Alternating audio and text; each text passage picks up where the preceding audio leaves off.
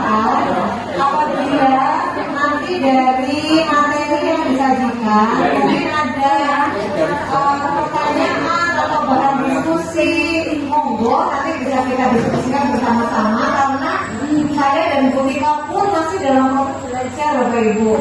Jadi untuk proses belajar di sini walaupun pendidikan sudah selesai 9 bulan, tapi kami terus belajar, terus berusaha menerapkan apa yang kami peroleh, dan kadang-kadang muncul pemikiran-pemikiran dan inovasi-inovasi, apalagi di tempat Bapak Ibu yang sangat beragam di sekolah kita Bapak Ibu. Jadi nanti bisa kita sharing, berbagi saja Bapak Ibu, karena kebetulan saya dan Bu Rika yang kebetulan sudah terlebih dahulu. Tapi nanti terima kasih Bu Nia, Bapak Ibu, terima kasih atas kesempatan yang diberikan kepada saya. Selamat siang Bapak Ibu guru hebat semua yang ada di hadapan saya, yang insya Allah pasti pengalamannya jauh lebih banyak dibanding saya, karena saya mengajar sebagai guru biologi belum terlalu lama. Alhamdulillah kemarin mendapat kesempatan untuk bergabung di pendidikan guru penggerak angkatan 4. Itu pun sejujurnya terpaksa karena kepala sekolah memberikan surat tugas. Jadi mau tidak mau harus mengikuti seleksinya, dan untuk SMA saya kebetulan ada 2 orang, saya di mapel biologi dan Bu Erus di mapel matematika. Bentar ya Bapak Ibu, terus karena pertama kalinya guru-guru sekabupaten Cilacap, sama dengan yang disampaikan oleh Ibu Nia, bahwa saat ini saya di depan hanya untuk sekedar sharing saja apa yang saya pelajari selama 3 bulan ini belajar bersama instruktur, pengajar praktik, juga sesama rekan calon guru penggerak.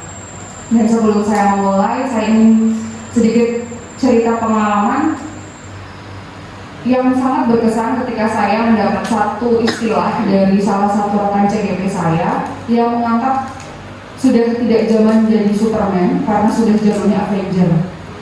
Artinya apa? Saya di depan bukan siapa-siapa, karena ini bukan tentang saya, tetapi tentang kita semuanya sama-sama.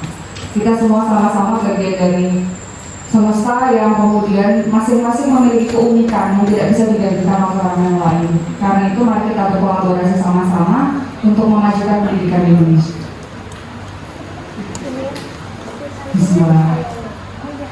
Ini Bapak Ibu, ada salam khas di guru penggerak.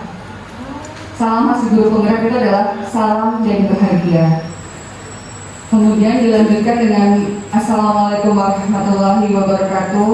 Salam damai sejahtera, Om Swastiastu, Namo Buddhaya, salam kebajikan, rahayu untuk kita semua dalam ruangan ini. Dengan harapan beberapa menit ke depan insya Allah menjadi sesuatu yang bisa kita ambil manfaat atau hikmahnya bersama-sama.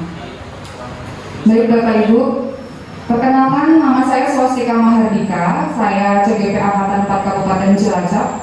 Dan saat ini saya mengajar sebagai guru biologi di SMA Negeri 1 Cilacap bersama Bu Rifa, Pak Banu, dan Pak Sarto. Pada kesempatan kali ini, saya akan sharing tentang modul 1.1 dan 1.4, yaitu tentang pemikiran Ki Hajar Dewantoro serta budaya positif. Bapak Ibu, Ki Hajar Dewantoro bukanlah tokoh yang asing untuk kita sebagai seorang guru. Mengapa?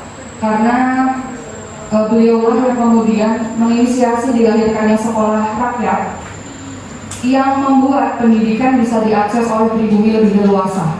Pada masa Hindia Belanda dengan politik etnisnya, pendidikan masih terbatas pada kelompok elit ataupun orang-orang yang kemudian dipilih oleh pemerintah nantinya menjadi pegawai pemerintah.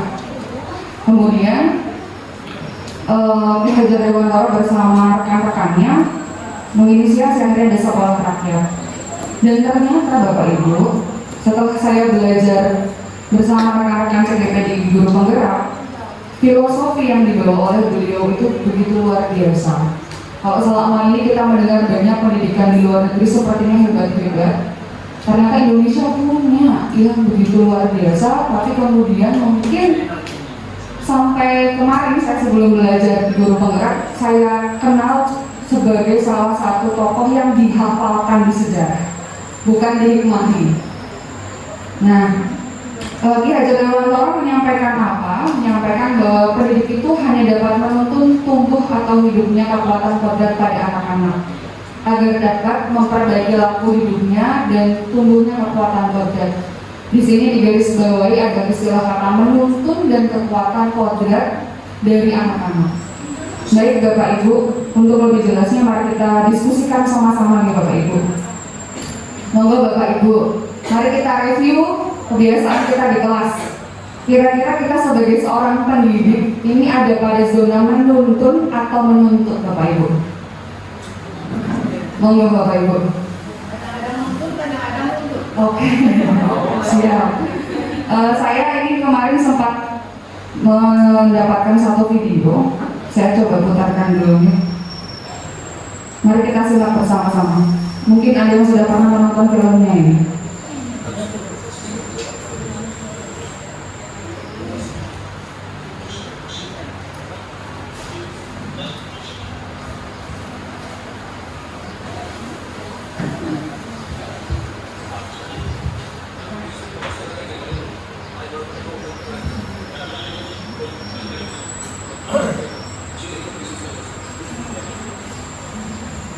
Maaf suaranya tidak terlalu terdengar ya.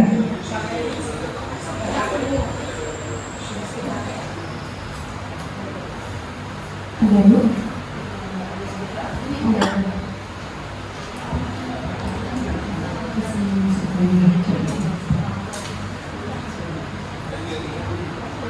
Bisa Bu.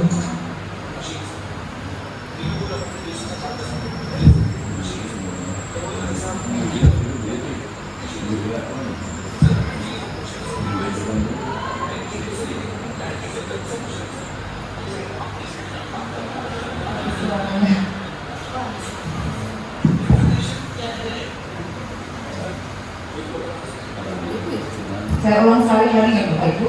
Fokus pada tulisannya boleh kan? Insya Allah tulisannya sudah bisa menggambarkan diskusi ini. Saya ulang sekali lagi supaya fokus.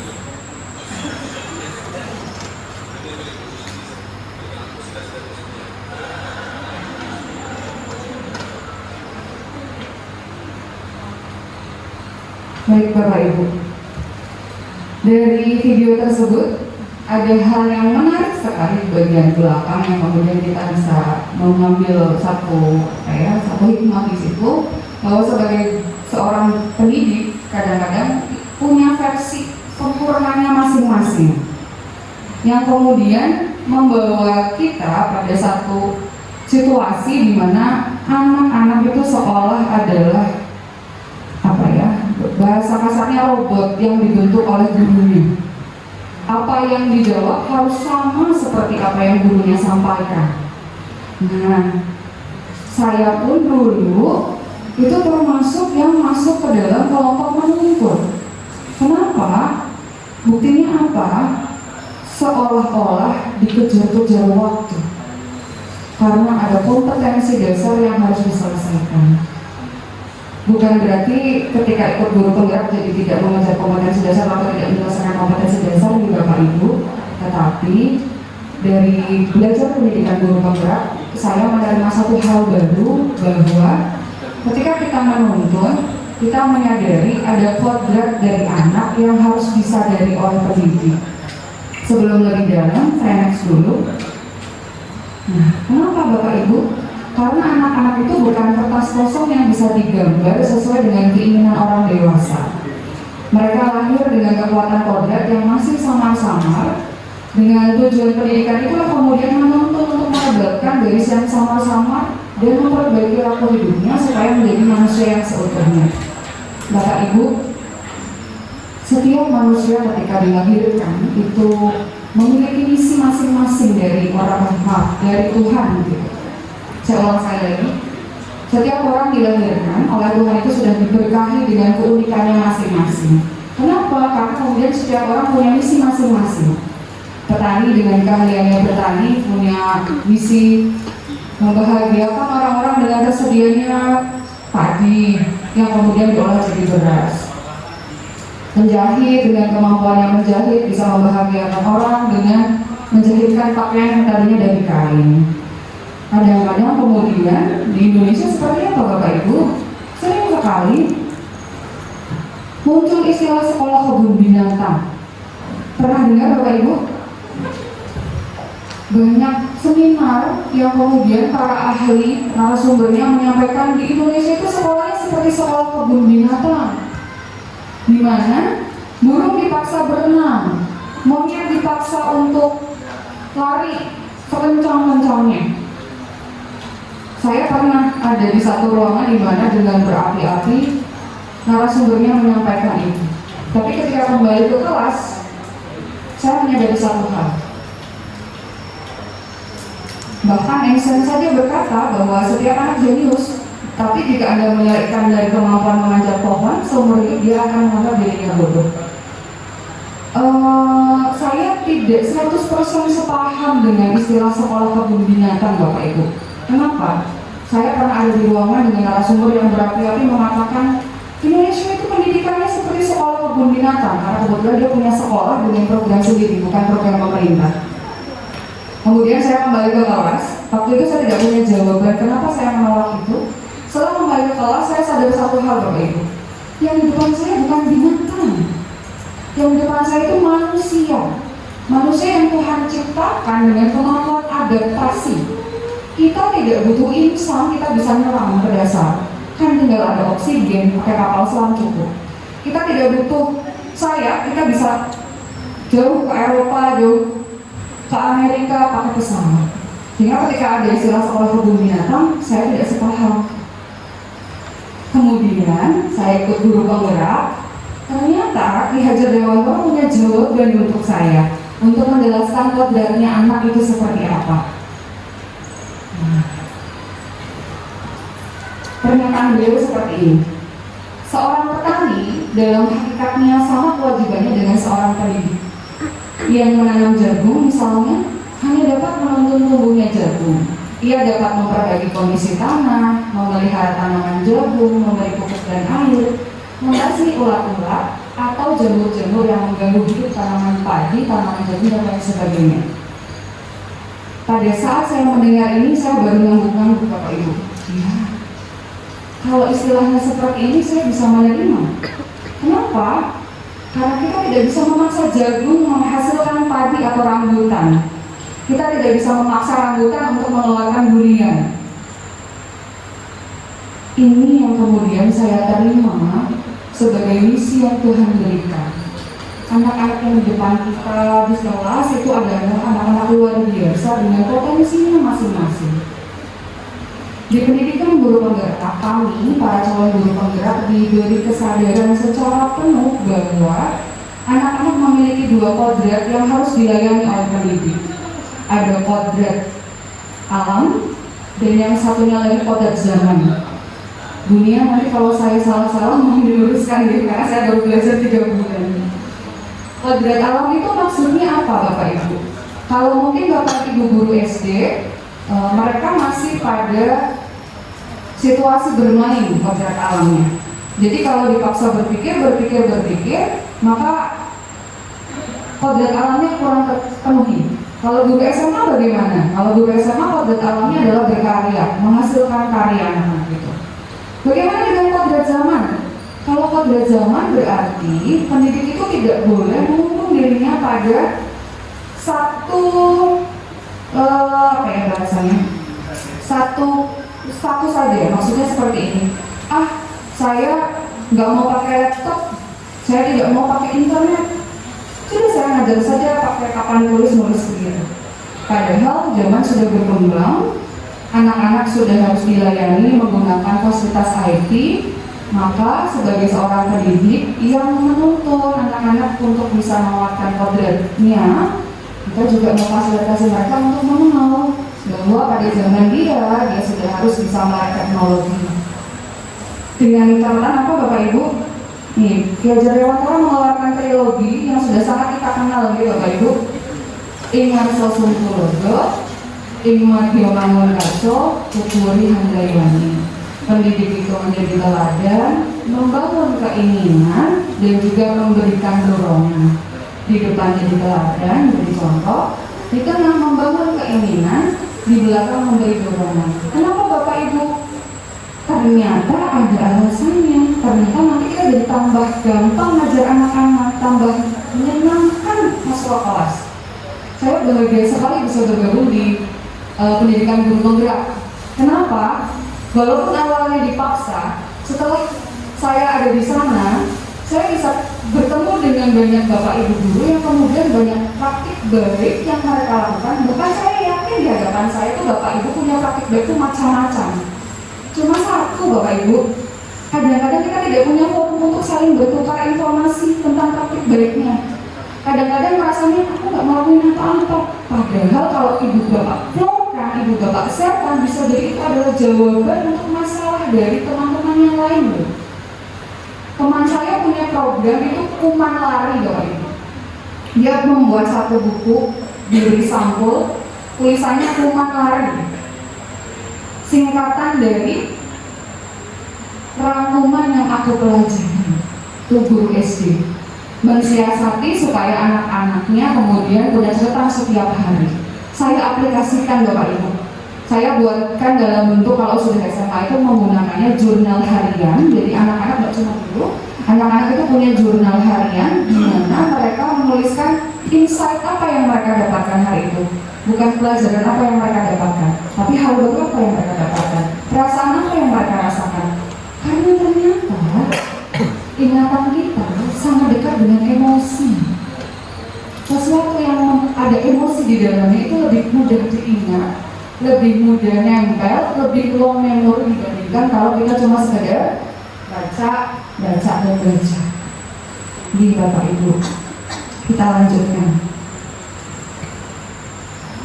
Nah, sebagai pendidik kita punya privilege Bapak Ibu, karena kita punya akses ke siapa? Ke anak-anak kita yang merupakan masa depannya negara ini, masa depannya bangsa ini. Dimana kemudian tugas kita adalah mengoptimalkan pencapaian keselamatan dan kebahagiaan murid-murid kita. Dengan apa tadi? Dengan menegakkan kodratnya, membuat mereka sadar apa sih yang menjadi misi mereka dari Tuhan, apa sih yang kemudian kelebihan yang mereka miliki, kita bisa menemukan karakter-karakter baik yang kemudian memboosting pencapaian keselamatan dan kebahagiaannya. Dan itu ada dua jalan, dengan keteladanan dan dengan pembiasaan. Nanti kalau Bapak Ibu bergabung di CGP Angkatan 7, nanti belajar nilai dan peran guru penggerak, nanti diberitahu bagaimana kemudian perilaku yang sehari-hari kita lakukan itu terbentuk.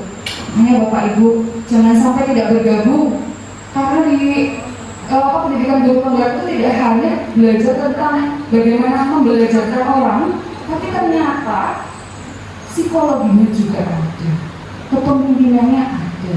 Bahkan saya dipaksa untuk akhirnya berdiri di sini sharing walaupun dengan segala keterbatasan pengetahuan yang saya miliki. Kembali ke materinya, bahwa dengan keteladanan dan pembiasaan kita bisa menumbuhkan karakter-karakter baik yang akhirnya bisa memboosting dari apa? Pencapaian keselamatan dan kebahagiaan ini. Dan ini hanya bisa terjadi kalau ada budaya yang positif. Budaya yang positif itu seperti apa? Kita nonton video lagi Bapak Ibu.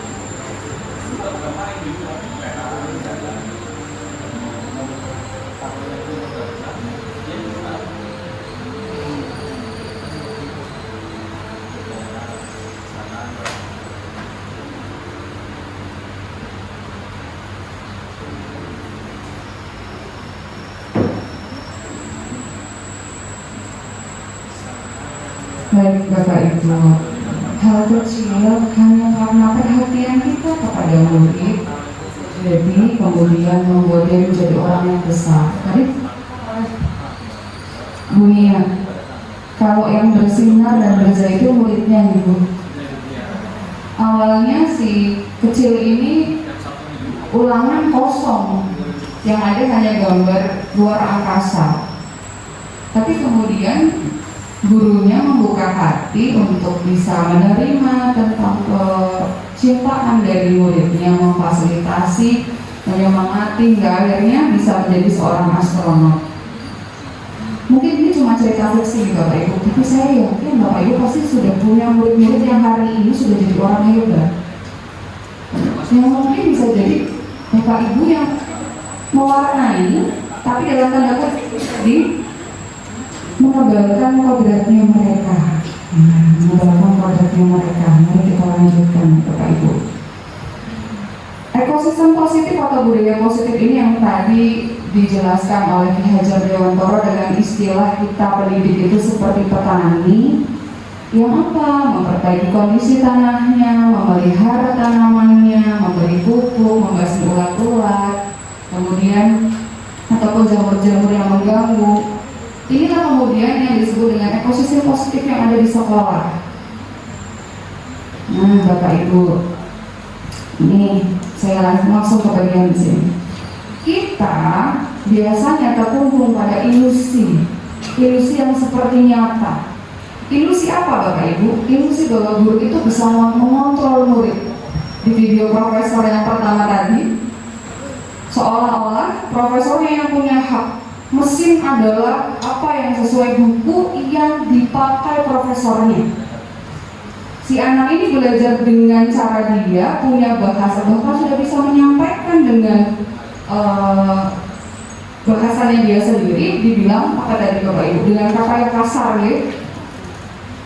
Anak yang kemudian letak persis dengan apa yang diajarkan, yang kemudian diacungi hebat.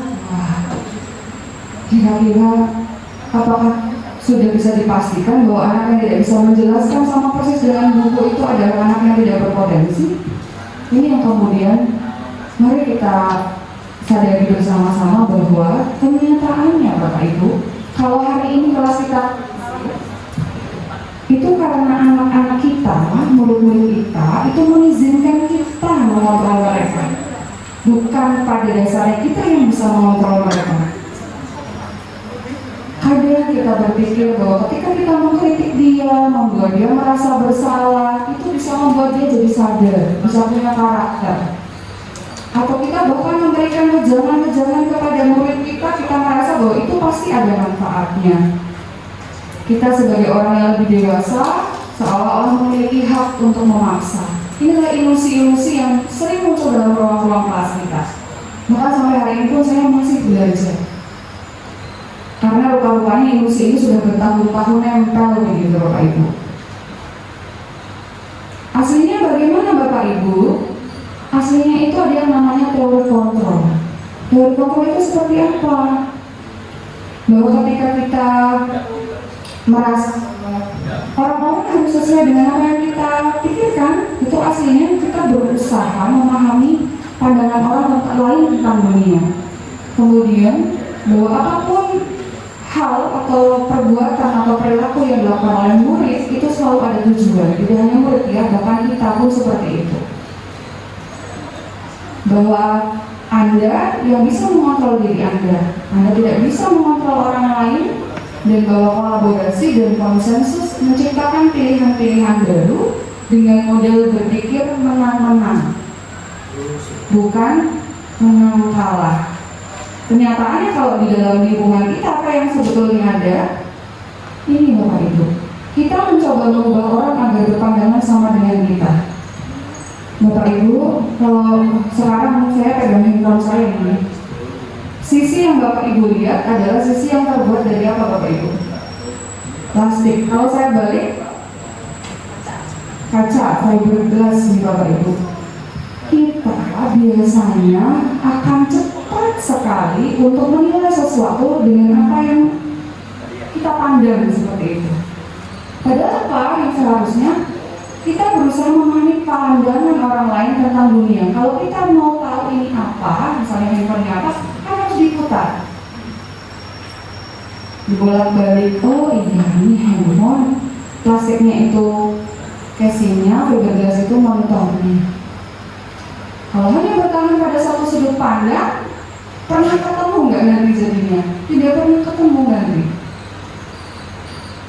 Lanjut lagi, tadi sudah disampaikan di awal, semua perilaku itu memiliki tujuan. Tapi umumnya apa? Kalau ada troublemaker di kelas langsung, kamu nakal keluar dari kelas, kamu mengganggu kelas. Padahal nanti setelah ini ada istilahnya kebutuhan dasar, semua perilaku itu pasti ada alasannya. Dan ternyata hal kecil yang kita lakukan bahkan itu bisa membuat perbedaan yang sangat besar. Kita berpikir umumnya orang lain bisa mengontrol kita. Padahal kenyataannya apa? Kalau kita menurut sama seseorang, kita menurut pada peraturan itu ya karena kita mau. Karena kita yang kemudian mengontrol diri kita untuk seperti itu.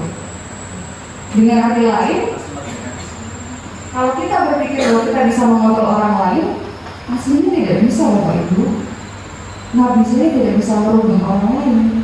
Karena manusia yang tidak diciptakan untuk merubah orang lain.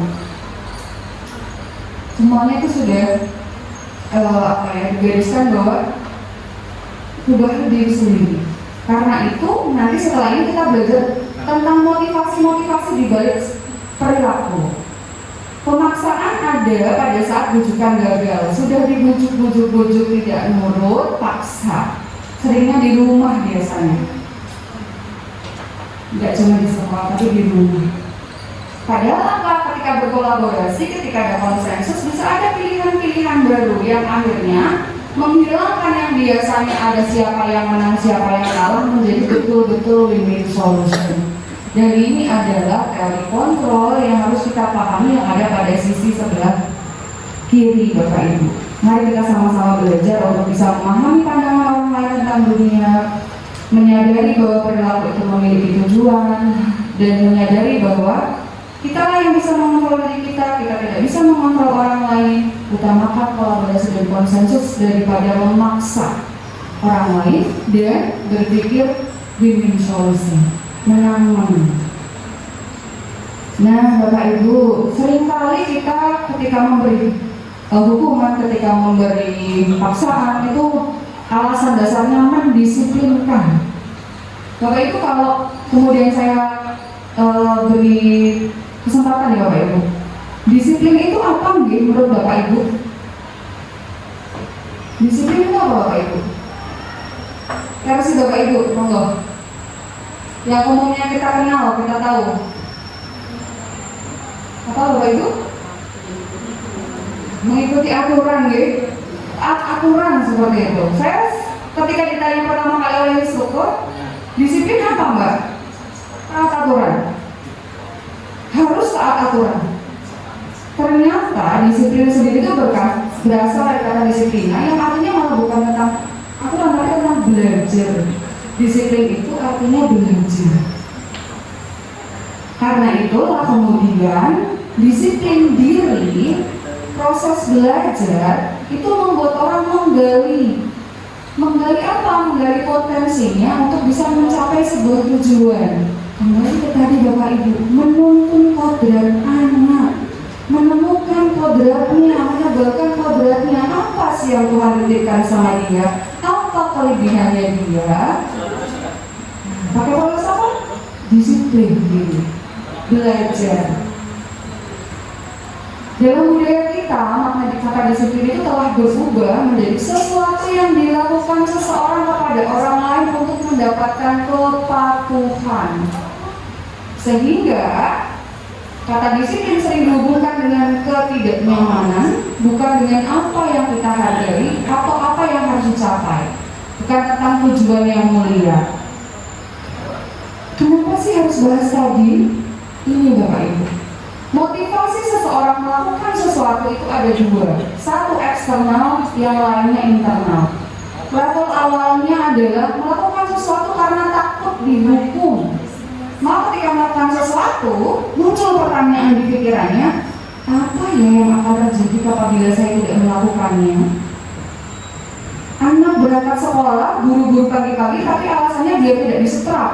Oh, berarti masih motivasinya motivasi eksternal, masih untuk menghindari ketidaknyamanan ketika dihukum. Next levelnya apa? Ketika kemudian dia melakukan sesuatu untuk dapat imbalan, berangkat pagi-pagi dari sekolah, gasik dari duduk di depan sini supaya apa? Hebat kamu nak, kamu duduk di depan sini berarti kamu anak paling rajin di kelas. Misal, oh berarti kalau basicnya dia untuk mendapatkan pujian, untuk mendapatkan hadiah, motivasinya masih eksternal lagi. Ketika peraturannya tidak ada, ketika yang memuji tidak ada, apakah akan tetap seperti itu? Tidak. Tidak abadi. Hanya sementara. Lalu bagaimana supaya jadi sesuatu yang lama melekat pada diri anak-anak? Munculkan yang ketiga, Bapak Ibu. Apa itu? Motivasi internal, disiplin diri. Bahwa apa yang dia lakukan adalah untuk menghargai dirinya sendiri. Ada seorang anak murid saya tanya pada saya seperti ini. Cara di sekolah dipanggilnya Mistika. Miss, kan sekarang PJJ, PTN blended ya Miss ya. Itu kalau pas ulangannya PJJ itu anak-anak yang suka buka searching itu gimana Miss? Kan nggak ada yang buat kita. Saya menjawab dengan sangat santai pertanyaan tersebut. Saya bilang seperti ini, saya sampaikan seperti ini sama anak muda saya. Mas, begitulah dia menghargai dirinya.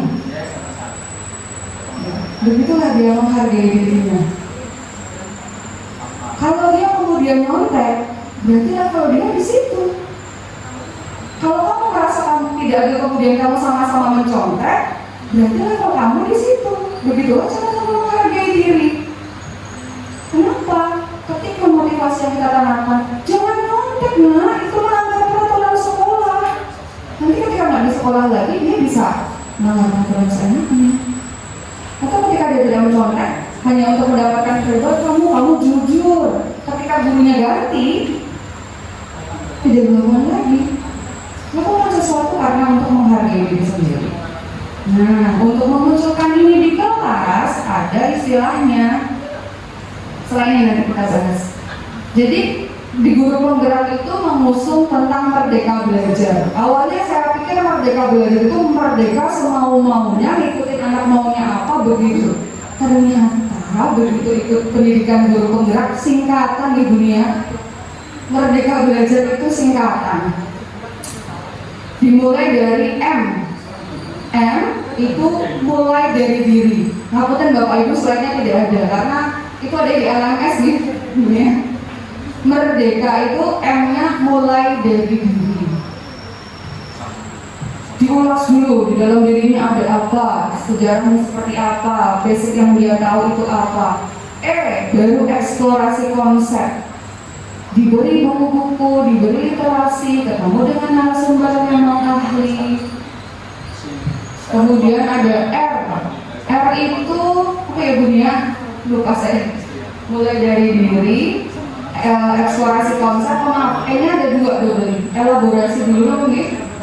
Elaborasi, refleksi diri, refleksi terbimbing. D-nya demonstrasi kontekstual. E yang lagi itu elaborasi ya. Maaf saya ulang Bapak Ibu. Merdeka itu M-nya mulai dari diri, E-nya eksplorasi konsep, R-nya refleksi terbimbing, D-nya demonstrasi kontekstual, E kedua elaborasi, K berikutnya koneksi antar materi, A-nya aksi nyata.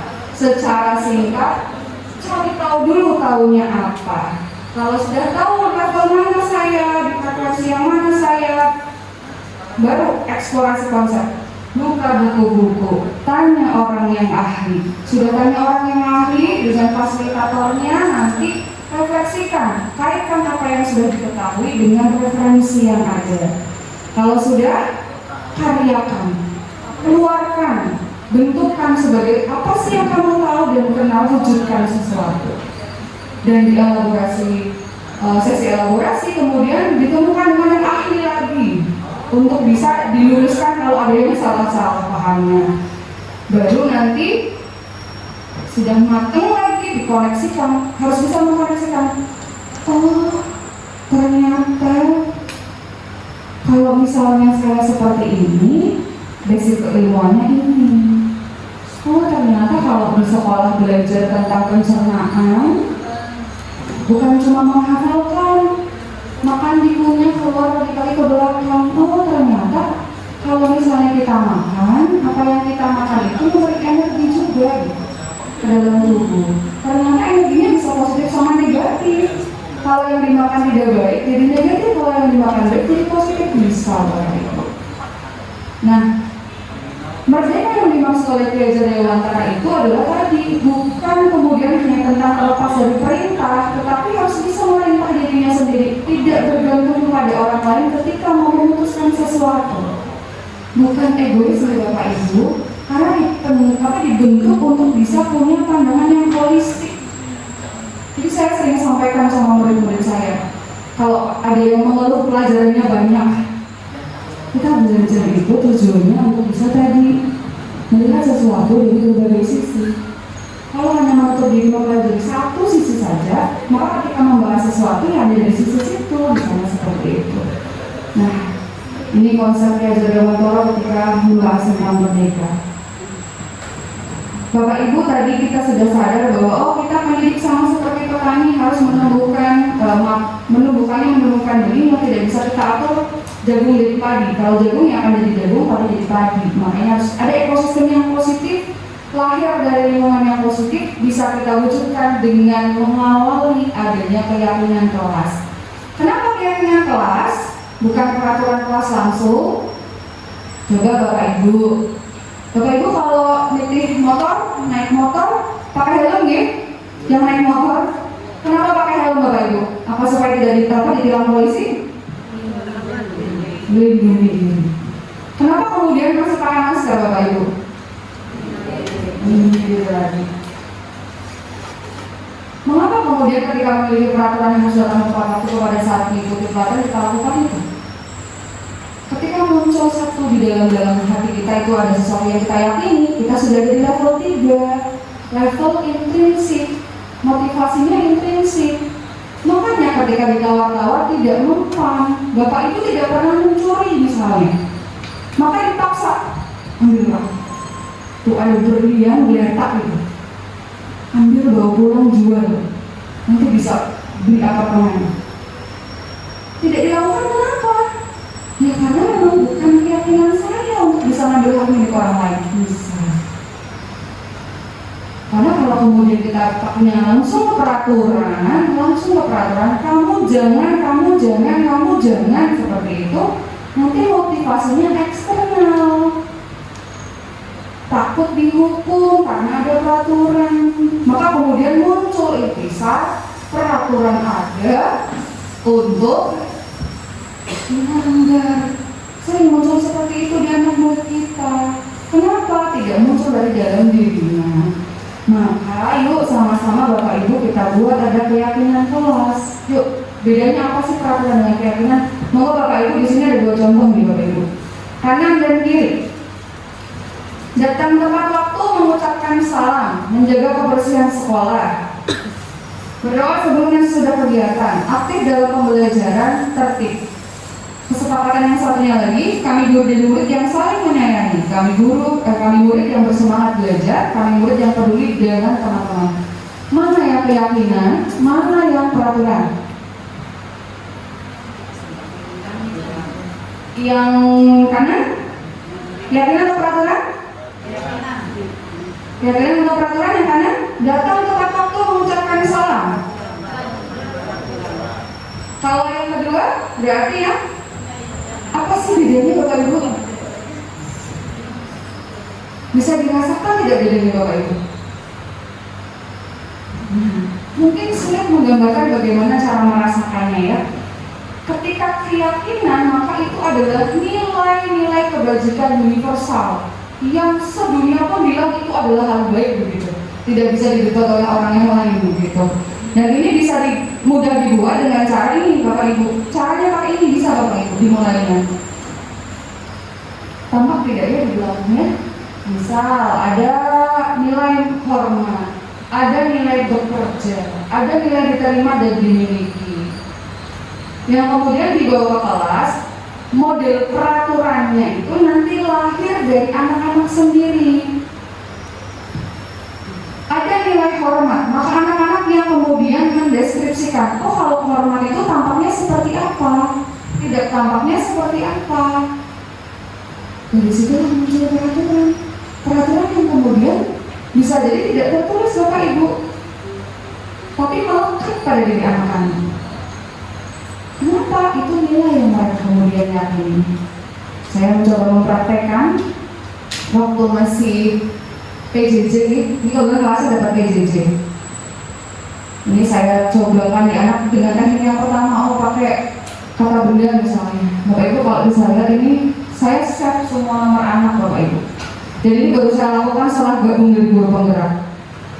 Sebetulnya saya pikir itu hal yang sangat sia-sia tadinya, makanya saya tidak pernah save nomor anak sebelumnya. Kemudian suami saya menyampaikan kebetulan kami sama-sama dulu. Berapa sih banyak memori yang tersita untuk menyimpan nomor anak? Ternyata ketika sudah saya lakukan menyimpan nomor anak masing-masing, komunikasi lebih mudah. Repernya mungkin di awal saja, itu pun bisa diakalin. Saya save nomor mereka dengan nomor presensi dan kelasnya. Kalau besok-besok kemudian dia ada masalah, kok tidak muncul di kelas saya, kok kemudian ada tugas yang tidak terselesaikan, saya bisa langsung komunikasi dengan dia tanpa ke wali kelas. Maksudnya bisa ke wali kelas kalau memang sudah dihubungi. Kalau pas masih bisa langsung dihubungi, itu akan lebih baik. Ini saya cobakan. Dan ini dapat di sini keyakinan kelasnya sudah terbentuk. Ini saya pakai teknik yang pertama. Saya pikir ini kurang efektif ternyata Bapak Ibu, karena sangat terbatas yang kemudian bahasanya terfasilitasi. Kemudian saya coba lagi pas kelasnya langsung. Ini saya awal lepas masker karena saya di depan setiap anak-anak pakai masker semuanya. Ini kemarin hari Senin saya ambil fotonya. Kemudian saya bentukkan yang bentuk T tadi. Nah, ketika seperti ini ternyata mereka tuh memunculkan hal-hal yang luar biasa. Jadi di sekolah tidak ada peraturannya, tapi kemudian mereka munculkan sendiri sebagai bagian dari nilai yang mereka yakini. Lalu kecil nih, nanti kalau yang membutuhkan materi, insya Allah saya sudah upload di Google Drive, linknya bisa saya share di grup WA MGP. Ibunya mohon izin. Ini Bapak Ibu. Dan mari kita latihan untuk tidak menggunakan kata harus, karena ternyata kata harus itu menjadi beban bagi kita, bahkan kita sendiri. Jadi kita ganti kata harusnya dengan kata memilih. Bukan kamu harus menghormati orang lain, tetapi kamu memilih untuk menghormati orang lain. Si personnya itu sendiri yang kemudian menyampaikan, nah, kita memilih untuk saling peduli, contohnya. Kemudian ada kerjasama. Ini saya bacakan salah satu saja nih. Di sini ketika keyakinan kelasnya menuliskan kita memilih untuk saling peduli. Tahap seperti apa? Ketika ada teman yang tidak membawa alat tulis, kita meminjamkan. Tidak tampak seperti apa? Ketika ada teman yang tidak membawa alat tulis, kita abaikan. Ketika ada teman yang belum dijemput, maka kita antarkan. Ini versinya anak-anak yang Ibu biarkan mereka berkembang dulu. Nanti kita beri konfirmasi ketika ada hal-hal yang perlu diuruskan. Ketika ada teman yang belum dijemput, kita abaikan. Tidak tampak seperti. Lagi ini tentang kerjasama. Tampak seperti apa? Saat satu orang bekerja, yang lainnya membantu. Tidak tampak seperti apa? Membiarkan teman bekerja sendiri dan seterusnya. Ini ada beberapa contoh. Nah, ini yang tentang menolong dan tentang menghargai. Oke Bapak Ibu, yuk kita latihan.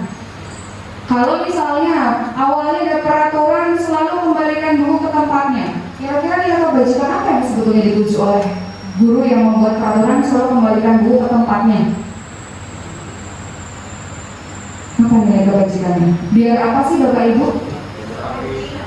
Rapi, tertib, tanggung jawab. Oke. Kalau ada kata-kata dilarang mengganggu orang lain, nilai apa yang kemudian sebetulnya dituju? Maunya apa Bapak Ibu guru yang kemudian menghormati. Hadir di sekolah 15 menit sebelum pembelajaran dimulai? Tertib dan lain sebagainya. Ini nanti kalau kemudian kita startnya langsung melarang, itu nanti motivasi yang muncul yang eksternal dulu. Tapi kalau kemudian kita startnya dari keyakinan, akan jadi motivasi intrinsik yang melekat. Peraturannya bisa nambah terus nanti, tapi bukan peraturan yang kita tuliskan di kelas ada 100 peraturan, bukan. Bukan cuma dengan kata-kata saling, kita memilih saling menghargai. Nanti peraturan yang muncul dari keyakinan itu bisa banyak sekali pun tidak tertulis akan tetap melekat di anak-anak. Yang saya rasakan ketika sudah menggunakan keyakinan kelas yang sebelumnya itu beberapa anak itu di kelas tetap ada anak-anak yang memiliki energi lebih nih Bapak Ibu. Artinya karena mereka itu tipe kinestetik, jadinya kalau hanya duduk di kursinya pasti saja ada aktivitas baru yang dilakukan, entah dapduk, entah nyenggol-nyenggol temennya begitu. Tapi ketika kemudian ada keyakinan kelas, kita bisa menyalurkan energi lebihnya itu untuk mendukung kegiatan di kelas. Nah, kita lanjutkan lagi nih Bapak Ibu. Dikit lagi Bapak Ibu. Dihukum oleh penghargaan. Ini adalah nilai yang paling menusuk saya ketika saya belajar tentang sanksi dan konsekuensi, termasuk tentang penghargaan. Saya tidak pernah menduga bahwa ternyata penghargaan itu bisa mendukung.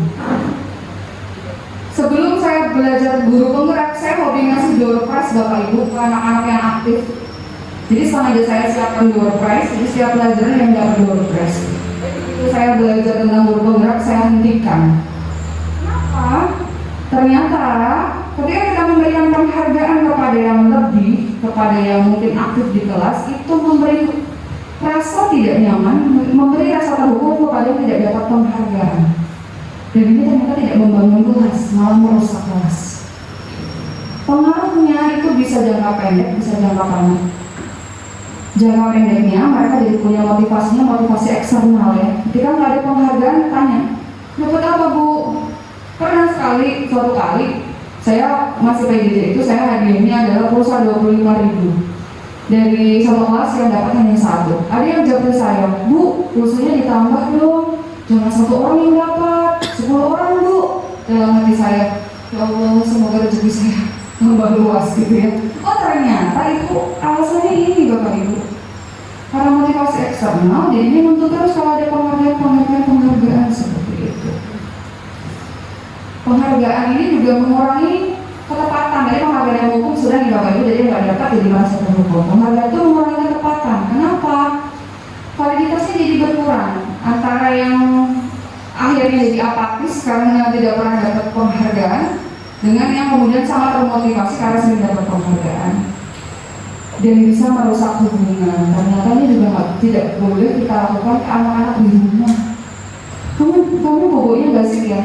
Besok ibu belikan es krim. Misalnya dulu sering kadang-kadang ke anak saya sendiri, besok berangkatnya nggak sih, bangunnya nggak sih, nanti sore ibu belikan apa. Oh ternyata itu juga merusak hubungan, karena jadi menjalinnya apa tadi, membangun motivasi eksternal bukan motivasi internal atau intrinsik. Yang seharusnya sekali lagi semua yang kita lakukan adalah karena kita menghargai diri kita, karena murid kita menghargai diri mereka sendiri. Nah, oke Bapak Ibu.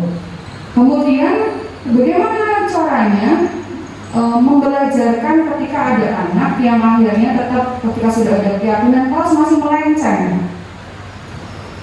Coba Bapak Ibu guru, di sini ada beberapa pernyataan. Ada yang istilahnya hukuman, ada yang istilahnya sanksi atau konsekuensi. Kalau hukuman itu berarti sesuatu yang menghukumi, kalau sanksi atau konsekuensi berarti yang membelajarkan. Mencatat 100 kali di dalam buku kalimat, saya tidak akan terlambat lagi karena terlambat ke sekolah. Hukuman atau sanksi Bapak Ibu? Hukuman. Lari mengelilingi lapangan basket 2 kali karena terlambat hadir di sekolah. Hukuman. Murid diminta untuk push up 15 kali karena tidak menggunakan masker ke sekolah. hukuman. Mengganti kertas tugas teman yang telah dicoret-coret, sanksi atau konsekuensi. Membersihkan tumpukan air di meja tulis karena tersenggol pada saat belajar. Meminta murid tidak mengenakan sepatu seharian di sekolah karena tidak mengenakan sepatu hitam. Lari mengelilingi lapangan basket 2 kali karena terlambat 10 menit untuk pelajaran PJOK. Apa sih Bapak Ibu bedanya antara sanksi dengan hukuman? Bisa dirasakan? Insya Allah kalau kita baca berulang, kita akan bisa merasakan ketika kita membahas tentang konsekuensi itu adalah sesuatu yang membelajarkan. Ada perbaikan di sana. Bukan sesuatu yang menyakitkan, tetapi sesuatu yang harus terjadi karena dia sudah melanggar keyakinan bersama. Tidak membuat sakit kalau konsekuensi, meskipun merasa tidak nyaman, jangkanya pendek, ya? Dan tidak menimbulkan trauma kalau sanksi atau konsekuensi itu. Tapi kalau hukuman itu bisa menimbulkan trauma. Bahkan anak bisa membenci kedisiplinan, sifatnya biasanya paksaan, konsep dirinya menjadi buruk, belajar menyembunyikan masalah, hukuman membuat marah, bersalah, dipermalukan, merasa tidak dihargai. Sedangkan kalau konsekuensi ini membelajarkan. Nah, terakhir Bapak Ibu, lalu bagaimana kalau di kelas ketika sudah ada sanksi pun masih tidak mempan, masih saja melanggar keyakinan bersama? Ada istilahnya yang namanya restitusi.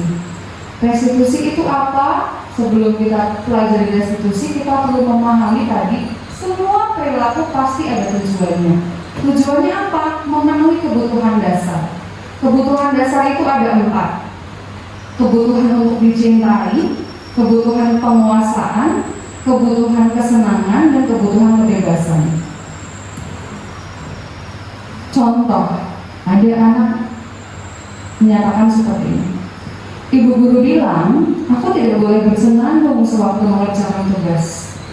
Katanya, kelas harus tenang, tidak ada suara. Padahal aku suka menyanyi, padahal kan aku suka dan senang menyanyi.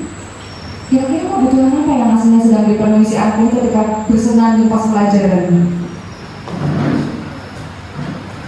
Kebutuhan kesenangan.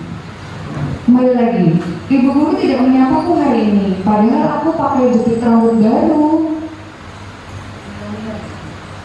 Kebutuhan apa Bapak Ibu? Bisa penguasaan, bisa cinta kasih, seperhatian. Sekali lagi bahwa apapun yang anak murid kita lakukan, perilaku buruk yang dilakukan di sekolah, di kelas kita, itu pasti ada tujuannya untuk memenuhi kebutuhan dia. Kalau kemudian kita hanya sekadar langsung menyalahkan saja, itu nantinya akan membuat konsep diri dia jadi buruk.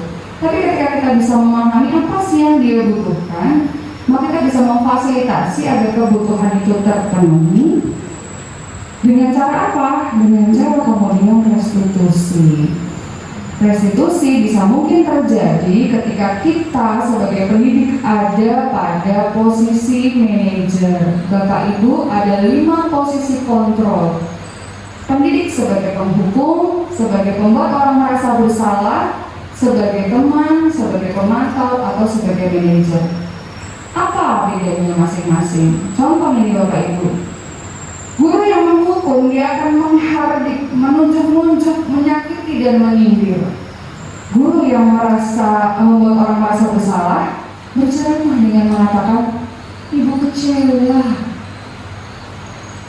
Kalau yang memposisikan diri sebagai teman, membuat alasan-alasan untuk muridnya. Sebagai pemantau, hanya menghitung dan mengukur. Sedangkan sebagai manajer itu dengan mengajukan pertanyaan-pertanyaan. Dalam bentuk verbal seperti apa? Kalau guru penghukum, kalau kamu tidak melakukannya, awas ya, rasakan. Guru penghukum. Tapi ketika si guru ini membuat posisinya dia sebagai pembuat orang merasa bersalah, kamu seharusnya sudah tahu. Ibu lelah mengatakannya. Ibu stres. Masya Allah, dibilang la ilaha illallah itu membuat merasa bersalah. Tapi kalau sebagai teman bagaimana? Ayo lakukan buat ibu nih, lakukan apa nih ya? Kalau sebagai pemantau, coba dicek apa peraturannya. Kalau sebagai manajer, apa yang kita lihat ini nak? Apa yang bisa kau kerjakan untuk memperbaikinya? Ini konteksnya si anak ini melakukan kesalahan nih Bapak Ibu. Hasilnya apa? Kalau ketemu sama pendidik yang menghukum, dia akan memberontak. Dia akan menyalahkan orang lain, bahkan berbohong. Ketika dia menemukan pendidik yang membuat orang merasa bersalah, dia lebih banyak menyembunyikan dan menyangkal. Kalau teman, jadi tergantung. Nanti kalau sama guru yang lain jadi tidak seperti itu, karena guru lain bukan temannya. Kalau pemantau bagaimana? Dia merasa diawasi. Sedangkan kalau kita memposisikan diri sebagai manajer, dia akan dikuatkan secara mental. Kenapa menguatkan pribadi dia ketika kita memposisikan diri sebagai manajer? Bagaimana kaitannya dengan dunia berkualitas? Bapak Ibu, pengertian dunia berkualitas ini adalah dunia yang kemudian dia bangun, dia punya imaji, dia visualisasi tentang dia mau jadi seperti apa, sosok yang dia harapkan di masa depannya. Kalau gurunya penghukum, murid itu akan meletakkan guru di luar dunia kualitasnya. Kalau dia membuat orang merasa bersalah, murid meletakkan guru di dalam dunia berkualitasnya. Sebagai teman, murid meletakkan guru sebagai orang yang sangat penting di dunia berkualitasnya. Sebagai pemantau, murid meletakkan guru sebagai peraturan dan hukum di dunia berkualitasnya. Nah, sebagai manajer, murid meletakkan dirinya sebagai individu yang positif dalam dunia berkualitas. Artinya apa? Motivasi yang dikejar, motivasi intrinsik lagi, bukan eksternal. Murid berkata apa? Ke guru yang menghukum, biarkan saja, nanti juga marah-marah lagi. Kalau yang tadi ibunya sudah guru kan, ibu kecewa, Masya Allah, kamu kok ngelakuin itu lagi ke anak. Muridnya bilangnya apa? Maafkan saya bu, udah berhenti di situ. Kalau sebagai teman, ketika diperingatkan oleh guru yang istilahnya memposisikan sebagai teman, saya pikir bapak itu teman saya, kok nggak belain? Nah, ketika sebagai pemantau, berapa banyak bintang yang harus saya tahu, Pak? Berapa banyak yang harus saya tulis kalau misalnya dihukum untuk menulis? Sebagai manajer, bagaimana cara saya bisa memperbaiki keadaan ya Pak, Bu? Apa dampaknya bagi murid? Kalau yang dihukum maka dia bisa mengulangi kesalahannya. Kalau yang membuat rasa bersalah bisa merasa rendah diri. Kalau yang merasa punya teman jadi tidak mandiri atau bergantung. Sedangkan sebagai pemantau, tolak ukurnya adalah sanksi atau hadiah. Sedangkan sebagai manajer itu dengan mengevaluasi diri, bagaimana cara yang memperbaiki diri melalui restitusi. Ini salah satu kegiatan saya di mana saya kemudian mencoba menginisiasi kolaborasi antar ekstrakurikuler, latihan jadi manajer. Kebetulan saya pada saat ini masih di staf humas, sehingga masih punya istilahnya bisa mengakses anak-anak begitu. Akhirnya mereka bisa membuat pada saat hari guru itu satu persembahan yang mengkolaborasikan semua ekstrakurikuler. Terus kemudian restitusi sendiri itu seperti apa? Restitusi itu intinya begini Bapak Ibu, si anak duduk dengan keinginannya dia untuk melakukan introspeksi ke dalam diri.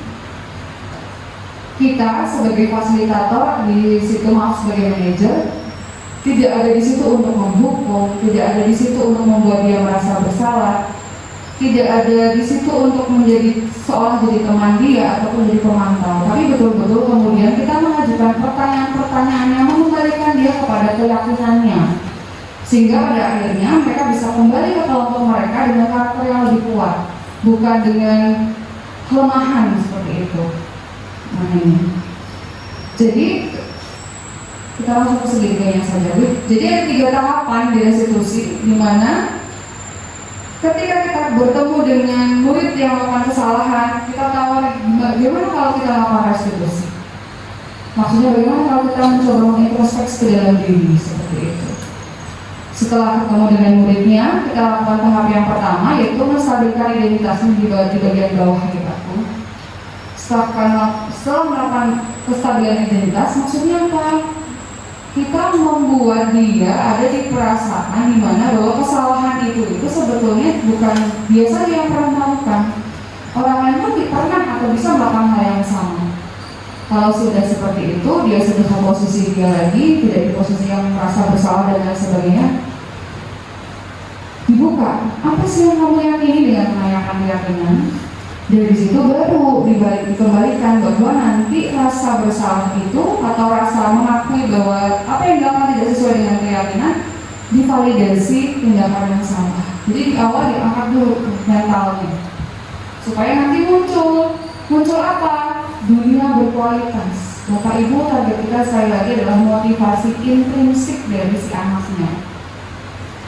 Ini gambarannya Bapak Ibu.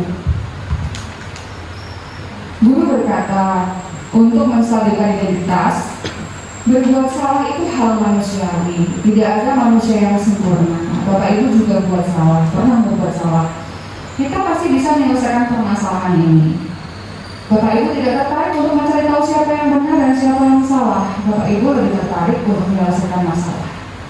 Kalau kamu menyalahkan dirimu sendiri terus-menerus, apakah kamu bersikap baik pada dirimu sendiri? Bisa dikatakan identitasnya.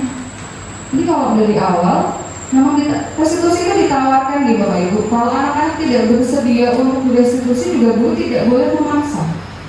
Sebagai manajer kita tidak boleh memaksa anak untuk restitusi. Karena sekali lagi restitusi ini intinya adalah mengintrospeksi ke dalam diri. Diawali dengan menstabilkan identitas. Dilanjutkan dengan apa? Kalau dia sudah merasa, oh iya, ternyata bukan cuma aku. Dia bisa terbuka. Kamu bisa saja kan melakukan hal yang lebih buruk, tapi kamu tidak melakukannya kan? Kamu pasti punya alasan mengapa melakukannya. Apa yang penting bagi kamu? Kamu boleh tetap berusaha menjaga sikap itu, tapi tambahkan sikap yang lain yang baru. Mau kamu belajar cara lain untuk mendapatkan yang kamu butuhkan tanpa harus memukul? Misalnya kalau si siswanya ini kasusnya pemukulan. Apa kamu bisa melakukan lebih baik besok lagi? Apa nilai yang kemudian kita percaya di kelas atau di sekolah kita? Nilai universal apa yang telah kita sepakati? Kelas yang ideal itu seperti apa? Biasanya yang paling maju saya pakainya yang nomor 4 ini. Kamu ingin jadi seperti apa? Sosok seperti apa yang kamu harapkan? Apa yang kamu rasakan ketika melakukan itu? Saya kemudian praktek nih Bapak Ibu. Nanti mau bisa di grup ini. Nah, kemarin itu kami CBB itu wajib membuat video restitusi. Saya mencoba kedua siswa. Siswa yang pertama itu istimewa karena di pelajaran saya nih, tidak di pelajaran lain kebetulan. Di pelajaran saya itu seperti menghilang dalam peredaran. Contoh munculnya kalau sudah mau tes. Saya mencoba restitusi melalui WA dengan yang bersangkutan, kali ini yang lain dengan yang bersangkutan untuk apa menggali sebetulnya nilai apa sih yang kemudian dia yakini dan masalah apa yang mendasari dia seperti itu. Ternyata ketika saya membuka, oh dia memenuhi kebutuhan dasarnya, dia tuh kekurangan kasih sayang, kita dan kasih sayang. Ternyata di rumah ada masalah sehingga dia tidak fokus di pembelajaran. Akhirnya saya coba untuk tadi melakukan restitusi dan mendapatkan bahwa dia sendiri sebetulnya ingin jadi ustaz. Ini anak bermasalah di pelajaran saya, ternyata dia ingin jadi seperti ustaz. Bisa kembali ke dia, ustaz seperti apa kira-kira kalau pas belajar seperti itu. Alhamdulillah sekarang sudah lebih baik. Dan yang ini satu lagi, ini salah satu siswa, dia termasuk menengah ke atas untuk akademiknya. Tapi dia merasa selama PJJ kemarin itu sangat amat ya. Tergantung ini loh, stalking Instagram dan TikTok, Instagram. Jadi dia itu sebetulnya memfollow beasiswa, memfollow akun beasiswa. Tapi ketika sudah membuka Instagram, di depan dia beasiswa, itu kemudian tertarik untuk melihat yang lainnya. Dan akhirnya dia merasa dia sangat terganggu dengan itu. Kemudian pada saat dia konsultasi dengan saya tawarkan ke dia, kamu mau restitusi tidak mas? Apa sih restitusi bu? Kita cek di dalam diri kamu, apa yang nanti kamu inginkan, apa yang sekarang keadaannya terjadi, untuk kita bisa lihat langkah apa yang bisa kita lakukan sama-sama untuk memperbaiki ini. Kemudian yang bersangkutan bersedia direkam juga untuk memenuhi tugas saya. Kemudian muncullah bahwa si anak ini itu sebetulnya membuka Instagram kepentingannya untuk mencari informasi beasiswa. Saya tanya lagi, kamu ini jadi sosok seperti apa? Dia mengidolakan Mark Zuckerberg termasuk. Dan dia ketika tidak salah sebut nama ya, maaf saya bahasa Inggrisnya tidak terlalu bagus. Kemudian dia memunculkan Mark Zuckerberg itu orangnya seperti apa? Tanggung jawab bu. Kemudian berikutnya lagi konsisten bu. Nah, saya tarik lagi kemudian kalau misalnya orang bertanggung jawab, kira-kira bagaimana cara dia mengatur waktu? Apa yang bisa kamu lakukan supaya ketika kamu ingin stalking, kamu teralihkan? Terus dia sampaikan, oh ya bu, saya akan coba ketika saya udah mau stalking, saya taruh HP-nya, saya keluar, saya aktivitas di luar, baru saya kembali lagi bu. Oke, silahkan kamu tuliskan apa yang mau kamu lakukan. Mari kita coba 1 minggu, besok 1 minggu kita konsultasi lagi. Alhamdulillah anaknya banyak berkembang, dia bacaan dia kemudian memang berat, dia baca Atomic Habit, dia punya passion di membaca, dan sekarang sudah mau bergabung di kelas Olimpiade juga. Aslinya mungkin awalnya kalau misalnya dibiarkan bisa merusak ya Bapak Ibu kebiasaan shopping, tapi tidak terasa itu berjam-jam menghabiskan waktu. Tugas-tugas menjadi istilahnya tidak dikerjakan. Tapi karena kemudian bersedia restitusi, ditemukan masalahnya apa, ditemukan solusinya oleh dia sendiri, maka dia jalankan juga sendiri. Itu motivasinya intrinsik. Jadi Bapak Ibu, ini adalah slide terakhir yang bisa saya sharingkan ke Bapak Ibu. Terima kasih atas perhatiannya. Monggo apabila ada yang boleh bertanya jawab atau cukup Bu Kurnia. Ini monggo Bapak Ibu.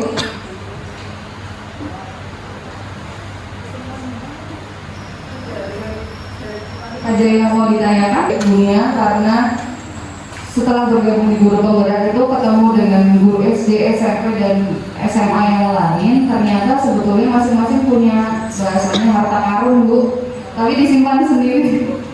Dan kalau bisa disaling bisarkan itu sangat luar biasa. Demikian Bapak Ibu yang dapat saya sampaikan. Terima kasih atas kesempatannya.